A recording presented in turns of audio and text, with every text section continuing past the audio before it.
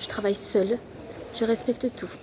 Et à ce jour, on me punit. Bon, le préfet est parfaitement au courant de notre action. D'accord. Je pense que ça devrait changer. Si ça ne change pas, de toute façon, nous irons plus loin. Oui.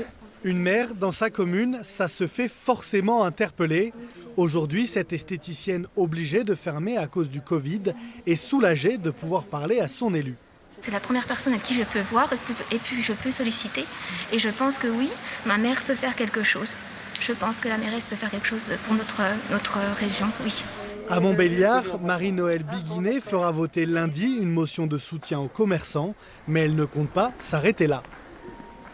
Autant lors du premier confinement, il pouvait y avoir une forme d'acceptation. Aujourd'hui, ça n'est plus possible. S'il n'y a pas une évolution rapide des conditions d'ouverture des magasins, j'envisage bien sûr de prendre un arrêté d'autorisation d'ouverture des commerces, sachant qu'aujourd'hui, il n'est pas légal, mais je pense que nous serons très très nombreux à faire ça.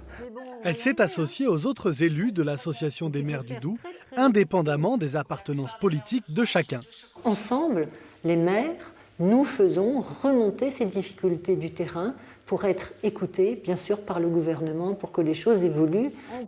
Les élus ne demandent pas l'arrêt du confinement, mais plus de justice pour les petits commerçants.